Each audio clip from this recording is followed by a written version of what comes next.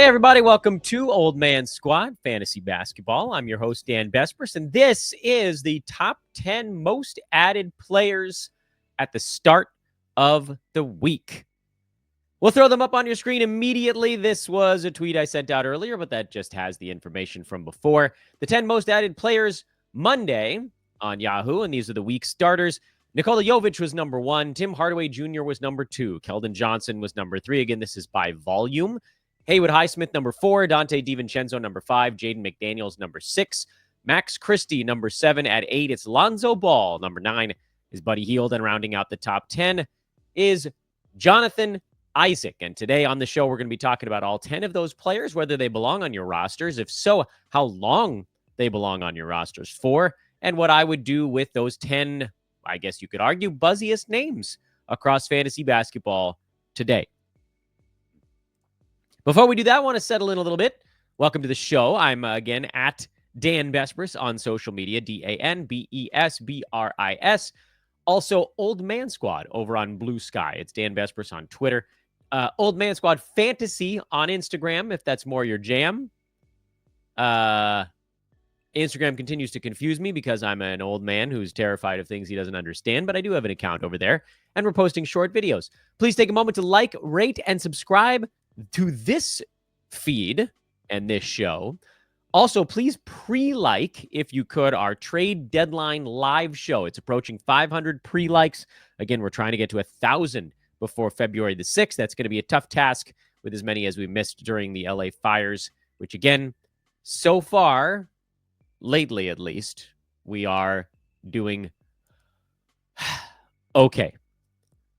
BetOnline continues to be the world's most trusted betting platform and your number one source for online betting in 2025. From touchdowns to three-pointers and hat tricks, BetOnline has you covered on every game, every play, and every win.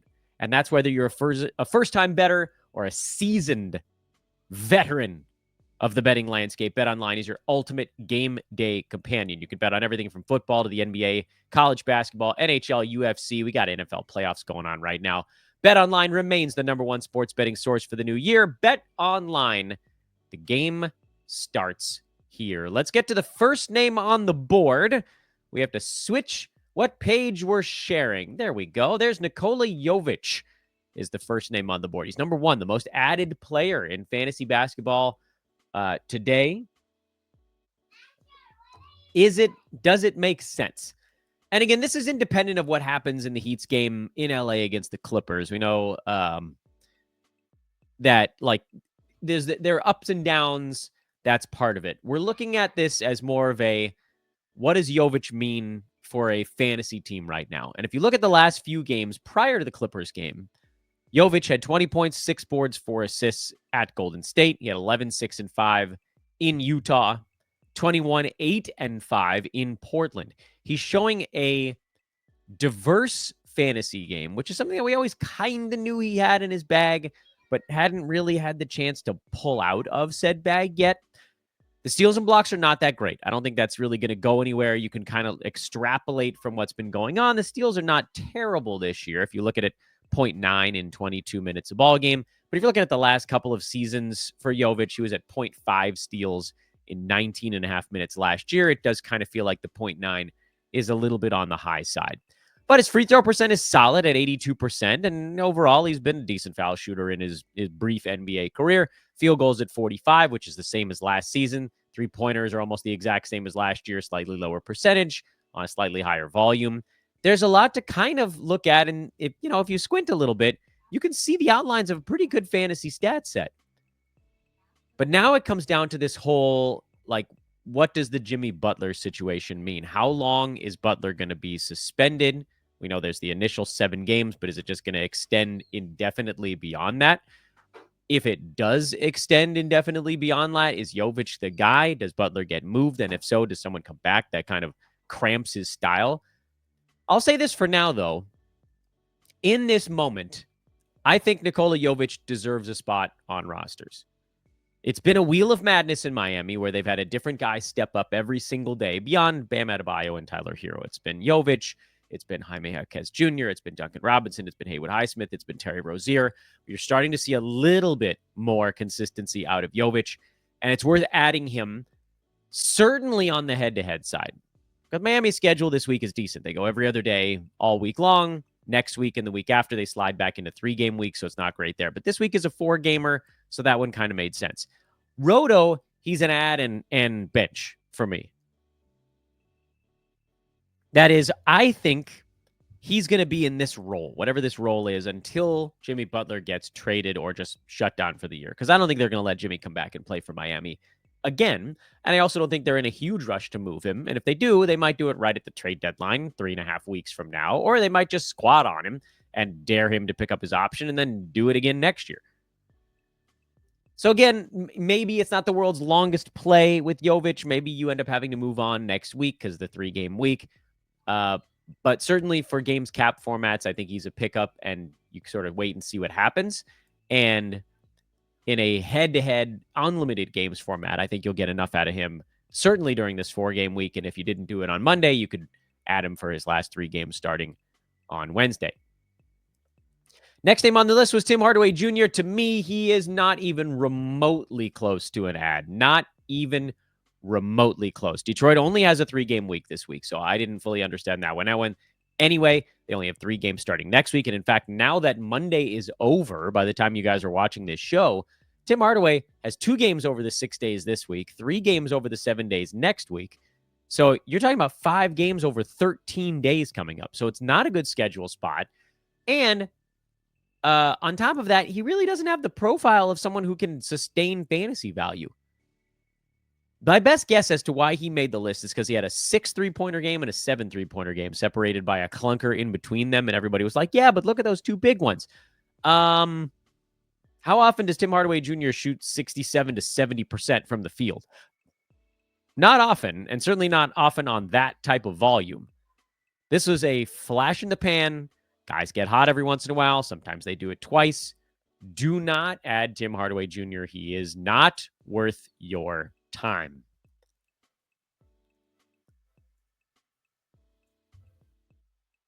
The next one is also a pretty easy one, and that's Keldon Johnson, who's also not worth your time. In Keldon's defense, he has scored in double figures in 7 consecutive ball games coming into Monday night. And again, I don't have the results of the Lakers game at the time of recording this yet. He may very well do it again because Jeremy Sohan is out for the Spurs in that ball game. So you might get another decent one out of Sohan. But we know enough about Keldon Johnson. We know enough about Keldon Johnson to know that even when things are going well for him, it requires a truckload of usage for him to get to 9-cat fantasy value. And you can look at the overall numbers through his career to get to that point, because he had a 3 or 4 year run where he was sort of part of the future for the Spurs. And now he's like part of the periphery for the Spurs. But if you look at 2020, 21, 22, even last year, not as much, but even last year a little bit, 13 points, 17 points, 22 points, back down to 16. Even in that 22-point year, he still wasn't a solid 9-cat play because he was bad at both percentages, didn't really get any defensive stats, and his only good thing besides scoring was, could we say 5 rebounds a game was good? It was serviceable. He does not have a well-rounded fantasy game. He does not have 1 or 2 categories where he's hyper elite. He had 1 category at his best that he was pretty good at. 22 points a game is pretty good. I'm not going to take that away from him. But that's now gone. So that's going to be a pretty stiff no for me on Keldon Johnson. On top of the fact that San Antonio, again, every other day all week long, that's fine. They go into a 2-game week next week. So this would very much be a short-term thing. And even then, you're kind of playing with fire.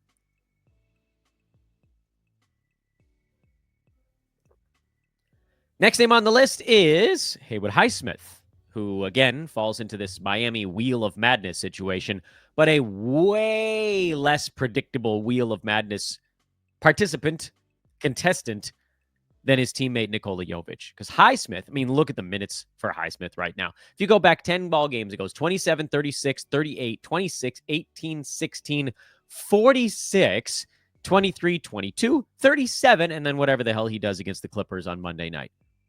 That's all over the map. And if you look, forget the minutes, if you look at those games, there were really only maybe 2.5, 3 out of those 10 that I would classify as startable. in a traditional 12-team fantasy league. The 15-8-2 with a couple steals and a block game back on December 29th. Even the game before that was okay, but it wasn't very good. And the most recent one, 14-3-4 with 5 steals. So there's really only 2 games over his last 10 that have been fantasy startable. As we mentioned, Miami alternating games, it's fine. Like if you were just trying to get a 4-game week out of a fringe level player, that's what you would get there. I want nothing to do with Haywood Highsmith in games cap leagues. And even in head-to-head leagues, I think honestly we can do better. There are other guys out there that have a 4-game week that you could get more out of. There are other guys out there that have 3 games and 4 nights to start this week that you could have gotten more out of. And certainly, like looking at rest of week, you can still get 4 gamers starting on Tuesday. So no, this one gets, in the words of Dave Chappelle as Prince, Rick James. How did I say Prince? As Rick James. 4 thumbs down. It's the Rick James one. True Hollywood Stories. Charlie Murphy, may he rest in peace. The next name on the list is Donte DiVincenzo, and this is stupid. It's not stupid because he shouldn't be added. It's stupid because he should have been added long ago at this point, where I think a solid, what are we, like 2.5 weeks into him being a good fantasy asset? You can see it. It's been at least 10 ball games since he started cooking. Yeah, his last game here against the Wizards wasn't very good, but he still started and played 29 minutes, and he still took 15 shots, 11 of them from downtown. There are going to be days where he has a terrible field goal percent. The weird thing about this game against the Wizards is the complete lack of rebounds and assists.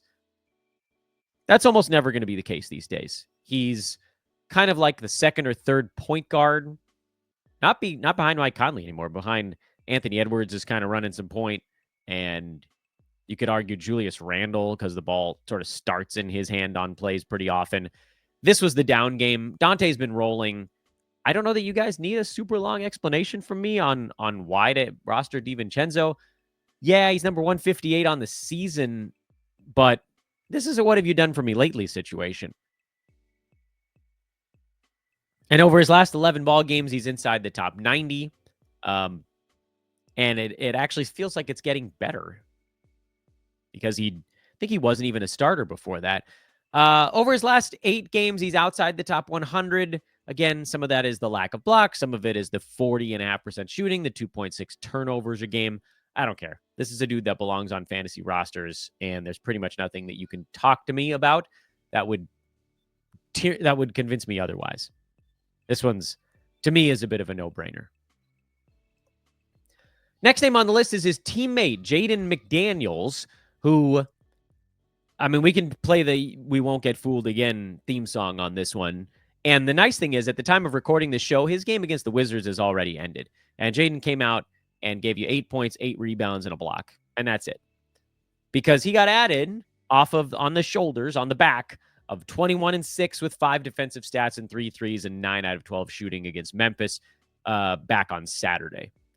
But he certainly wasn't getting added on the backs of his previous 4 games, where, what did he combine to get in there? 15, 26, 31 points over those 4 games. That's an average of about 7.5, 8, 775. He did have some defensive stats in there, to his credit. He had 7 steals and 3 blocks over those 4 games. He didn't rebound. He didn't pass. He didn't shoot the 3 all that well. He had 3 in one of those games. He didn't score. What was it? What it was Jaden McDaniels. He has 2 good games. He has 4 bad games. He has 3 good games. He has 6 bad games. He has 1 good game, 1 bad game.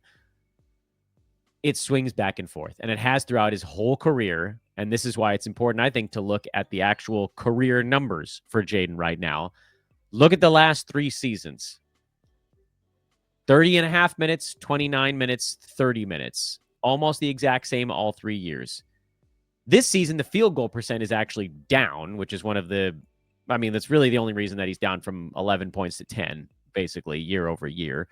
And 2 seasons in a row, his field goal percent has dropped. Everything else is pretty static. Steals and blocks are a little bit better because everybody's getting more steals this year. No one can take care of a basketball anymore. Rebounds are a tiny bit better because for whatever reason, Rudy Gobert just isn't grabbing him the way he always has. But if you're just creating this weird mental image of what you think Jaden McDaniels ought to be, we've all been there. You're not alone in this struggle, but he's not that guy. So nope, that's a schedule play only. And if you're wondering when you should be deploying that, they've got a back-to-back on Friday, Saturday. They go four games in 6 days if you started on Wednesday.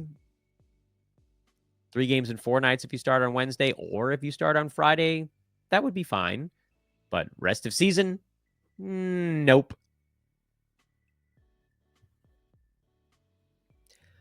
Max Christie, number 7 on our count up today, who, again, the season numbers don't really do him justice. Season, he's at 8 points, 2.5 boards, and 1.3 assists. But obviously, and this is very much a like, what has Max Christie done since moving into the starting lineup? He's been very good. 7 games over the last 3 weeks. Lakers have had a couple suspended again because of the fires. Over that stretch, he's at 14 points, 3 boards, 2 assists, 2 3-pointers, a steal on 51.5 and 95 splits. Truly impressive numbers from Max Christie on likely unsustainably high percentages. I like Max Christie. I actually like him as an ad in most formats. I don't think he can keep up a lot of those numbers, but you're also talking about a guy that is playing alongside Anthony Davis and LeBron, so a lot can go wrong there. AD in particular, very injury prone. LeBron, 40 years old. What if they ask Max to do a little bit more in those scenarios? He stays within himself, which is good. And that, I think, is part of his success, is that he's out there guarding the best player on the opposing team, or at least the best non-big man on the opposing team. So he's going to be out there day in and day out. His minutes are not fluctuating very much, as I'll show you here in a moment. And they were only a tiny bit lower in this last ball game because the Lakers got blown out by a whack Dallas team. But generally, he's at 32 to 34 minutes a game right now. Not taking that many shots. You just can't expect that much. And yeah, there was sort of like the one big explosion game in there, and there's been a couple of duds mixed in. He's generally probably going to be somewhere between 10 and 17 points per game, settling in that kind of 13, 14 range for the most part. He doesn't rebound all that much. He doesn't pass all that much, but he gets steals. He'll get a block here and there. He doesn't turn it over, and he's got great percentages and hits threes. It's kind of an easy path. It's a little bit of like the Kentavious Caldwell-Pope pathway to fantasy value, where you just do exactly the things they tell you to do and don't screw anything up, and then you're set. There's no upside with Max Christie. So if you're like chasing upside with your last couple of spots, this is not the pathway for you. But if you want a reliable, quiet 3-and-D guy that's probably going to hover around the top 100, who, again, that's a useful player in head-to-head leagues when the schedule's not awful. And in Roto, it's kind of like the fill out the edges of your roster type of guy. Next player on the list is Buddy Hield, who the Warriors decided to just leave in the starting lineup on Monday, even though he now was replacing Draymond Green instead. So the Warriors went really little, and actually, it was their bench that got beat up a little bit. The Warriors starters were winning that game against Toronto, and in the brief time that the starters were not on the court, that's when the Raptors took over this thing. It's just like a mismatch of how the lineups were working. Hield had 8 points and 4 steals in that game. He did take 13 shots. I think he's probably an injury-level play, depending on who's out. He looked pretty good when Andrew Wiggins was out in the previous game, when I would assume that at least here in the interim, if one starter is out for the Warriors and Jonathan Kuminga's out for a couple of weeks at least, that Buddy Hield is kind of like the next man up right now. So Hield is an injury play. He's not a good basketball player. So let's make sure we're clear on that. Like, the overall skill level for him doesn't equate to full starters minutes at the NBA level. His weaknesses tend to outshine his strengths. He's not that great on defense. He's not a great passer, although he did okay. I mean, in the Warriors system, he's going to have to. His steals are fine. He's a 3-point shooter. And you can see these last couple of ball games, he's been able to start for a couple of guys. Steph and Schroeder missed a game in there. Wiggins missed a game in there. Draymond missed a game in there. If Buddy Hield is getting double-digit shots, he belongs on fantasy rosters. And as much as I hate to say it, that's happening right now. So pick up Buddy Hield and Let's see how long you can squeeze that injury replacement level stuff out of him. And yeah, just know that it's not going to last forever. I think that's all we really need to worry about there. Just it's a simple, a tacit understanding that this is likely a short-term thing, but there is a pathway for it to become a little bit more, and that would be if the Warriors were not awful, which unfortunately they've been quite awful. They just lost to a Toronto team that's basically not beating anyone. Yikes. Lonzo Ball, next name on the list. We talked about him a bunch on our Monday morning show. He got a spot start with Kobe White and Ayo Dosunmu out. Those guys are expected back in the not-too-distant future, but less than that, he's playing mid-20s in minutes right now. His last 7 ball games, 26, 22 and a half, 25, 24, 19, 22, and then 26 again. Is he at fantasy value yet? The answer is no, not really. He's at 8 points, 3 boards, 4 assists. He's over 2 steals over that stretch, and that's kind of floating his value right now. But he's close. That's the thing. Like, you have to assume the steals are going to come down into the ones, and if they were down in the ones, he wouldn't be inside the top 100 with the rest of his numbers the way they are. But he's legitimately like 2.5 game minutes away from being a top 100 consistent guy. And if you're in a games cap roto league that's relatively competitive, you probably go ahead and add him. Who would I rather have? Kind of looking through the names. Jovic, I think, was one name we talked about that I said was an ad. I mean, DiVincenzo's been an ad for a while. But it was Buddy Hield, Max Christie, Buddy Hield. Like, you've got some pretty good names that we've talked about so far. DiVincenzo would certainly be the favorite of that bunch. Hield on the short-term burst is probably number 2. Jovic and Lonzo Ball are basically neck and neck for the next one on the board. But again, we expect Lonzo to miss games on back-to-backs. We don't know that, like, is this going to get better for him? If guys get moved, maybe it could. But is Giddey going to get moved? Doubtful. Is Zach LaVine going to get moved? Maybe. Is Vooch going to get moved? Does that impact him? I don't know if it's going to get good enough for Lonzo right now. But he's really close. And again, if these other guys don't quite move you, he's the direction you could go. And I'm trying to figure out, I feel like we lost somebody on this list.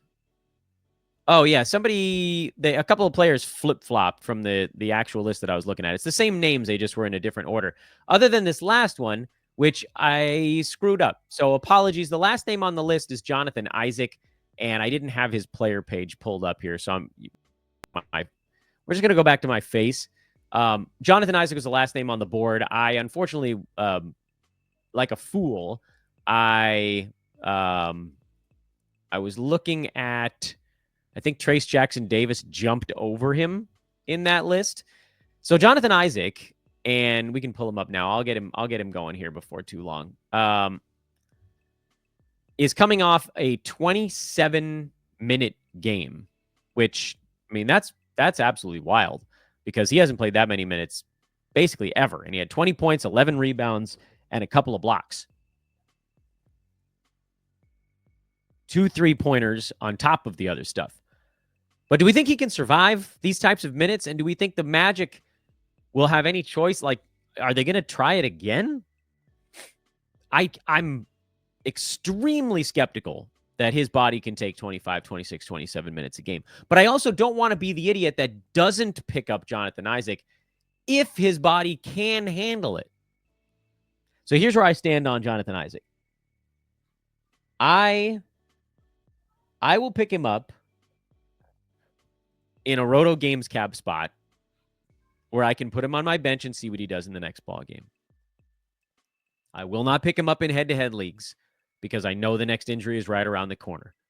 So games cap leagues only, and then bench him. And so you've got Jonathan Isaac, who, is he still showing up on the screen for you guys? Yeah, he is. Jonathan Isaac, games cap type play. Same with Lonzo Ball. Also a games cap kind of play where you're hunting upside and you don't need to immediately put them in your roster. And I would rather take a shot on those guys over Nikola Jovic, who's actually putting up the better, more consistent numbers. But I don't know how many games in a row Jovic would have to look good before I was confident enough to actually play him. It would be a lot of games before I'd be like, yeah, all right, I'm going to take a shot on him. With Jonathan Isaac, if he plays 25, 26 minutes in a game or two in a row, I'd probably drop him in there. 25 minutes is all I want without my children shrieking in the background. Not these days. So I would go Isaac, probably over Ball, over Jovic of the guys that I'd be picking up and not playing. Buddy Hield is a guy I would pick up and play. Max Christie is a guy that I only want if I really need that sort of like low upside, fringe level stuff. Obviously, DiVincenzo is the best option of anybody we've talked about on this board. And that is the list of guys that I would add from this list. Again, here it is for you all together once again. DiVincenzo would be the number one option of those guys. Isaac or Buddy Hield would be the next one of guys that you actually want to start right now. Jovic would be the third option of guys you want to start immediately. Max Christie would be fourth in that bucket. Jonathan Isaac, Lonzo Ball slot in for me in games cap spots behind DiVincenzo, as I'd rather take a shot on these guys and see what happens down the line. No, put him under Buddy Hield also. So Donte, then Buddy, an injury replacement, then the games cap guys, then you get to the sort of lower upside, the Jovic's, the Max Christie's, that type of dude. And that, ladies and gentlemen, is your list of the top 10 players added to start week 13 on Yahoo, and we've ported it over here into a podcast, and now you guys know how I feel about all of them. Please take a moment to like our trade deadline live show. That is, again, over at our YouTube page, and it is linked in this show description. I'm at Dan Vespers over on Twitter. Please do find me over there, and please, please, please subscribe to some channel that we're rolling on. There's so much to do every single day. We're going to do the best we can to get it to you, despite some of the constraints created by the wildfires in Southern California. Again, everybody stay safe out there. It's been a really harrowing week. It seems like things are improving. I hope it continues to trend that way. And we'll be back with you tomorrow with a Monday recap show, or later today, depending on when you're listening to it. Maybe I should just say we'll be back with you Tuesday, late morning, with a Monday recap show. Thanks for watching again, everybody. So long.